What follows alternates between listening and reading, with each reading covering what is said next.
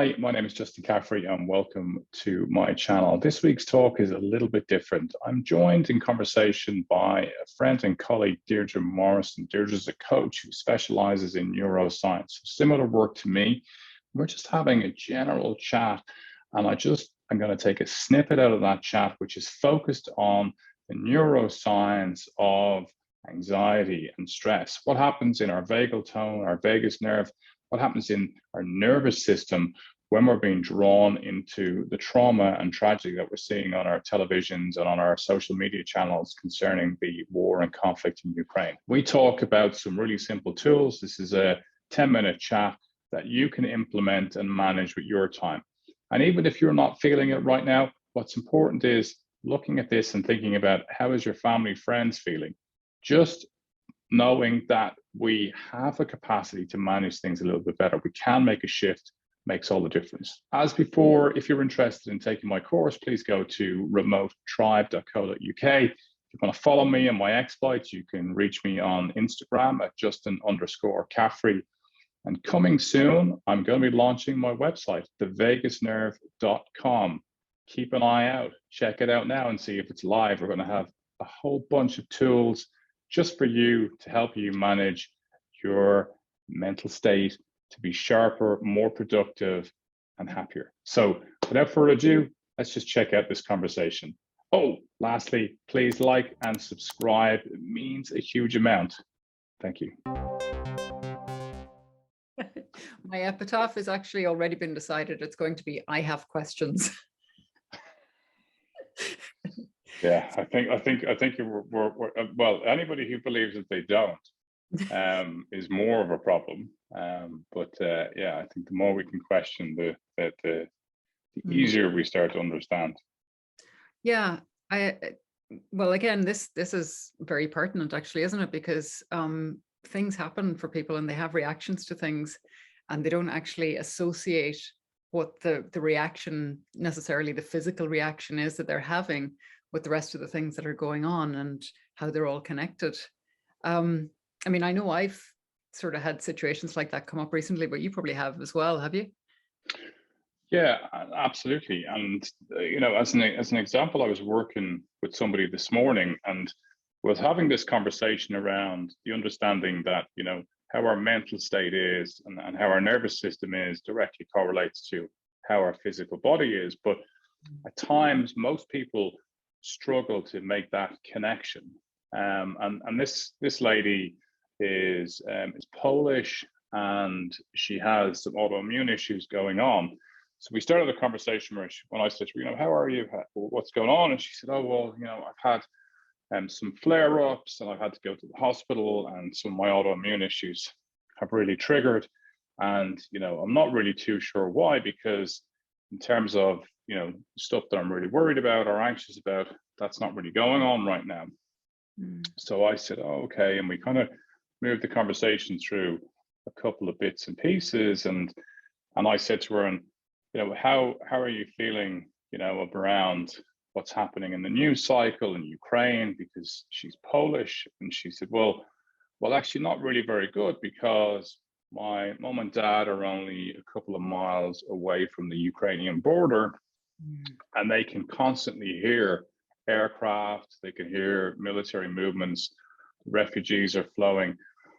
And she said, my sister lives in the UK, I live here. We keep asking mom and dad to come here, but they're not coming here. And I find it really quite overwhelming in terms of having to manage that and having to consider, why won't they move and what can I do because I'm stuck here?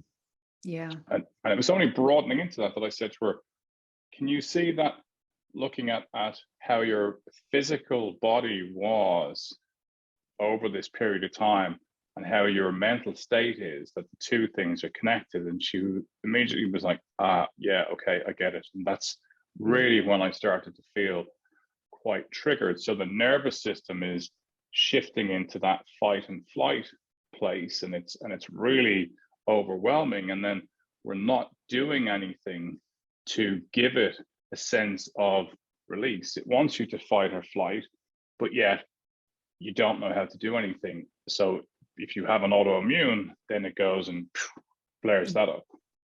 Yeah, and you've really hit on something there, I think, because this idea that we can't do anything, that we're helpless, that's really what exacerbates the overwhelm, I think, because all of these things are going on and they're so big and they involve so many people, and we're here, and there's this feeling of, right, well, what can I do? What difference can I make?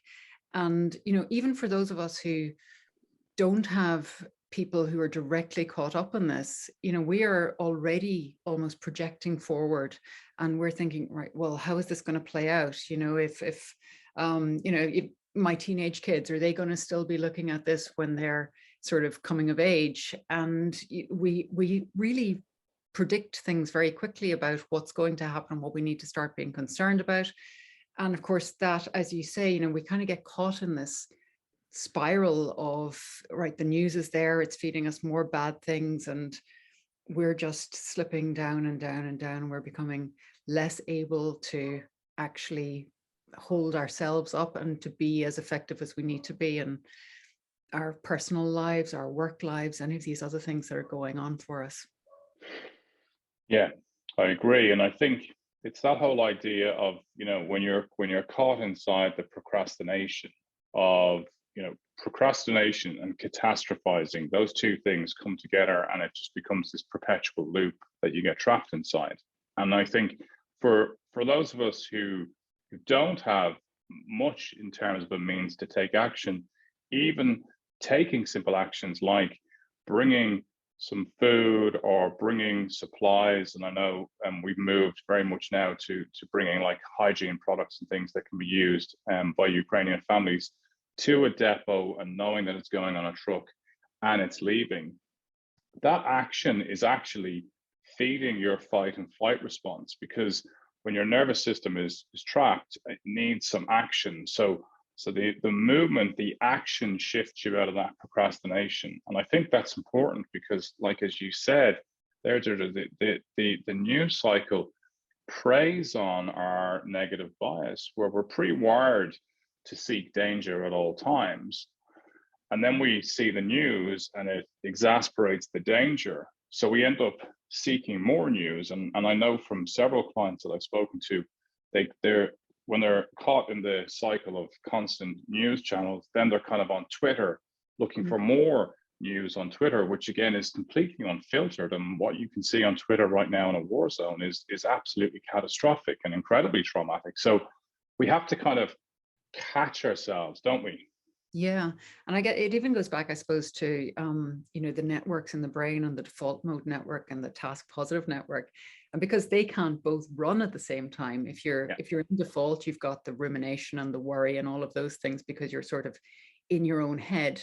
And then when you flip to doing something, when you switch to the task positive network, it sort of cancels out a lot of those effects. So even when it's not acting towards humanitarian relief or anything like that, even if it's something simple like maybe a breathing meditation, or like you posted earlier on about going for a walk and actually doing something physical like that, that can really, really help, and one step forward and keep us going for another bit. Yeah, absolutely. It's funny, the idea of going for a walk came to me because I've learned this personally, and I like to talk about it a lot, that when you've got teenage kids, I think one of the most hilarious challenges in terms of confrontation, and especially now, like, people are tense and anxious, we've got energy prices rising, money's becoming tighter at home, so all of these stresses are coming into family life. And then you have teenagers, and last night I was in the kitchen. My son was there. He was just about to start watching football, and I couldn't figure out what I wanted to get from the fridge. So a lifelong story of holding the fridge open and kind of looking in, thinking, what am I going to eat?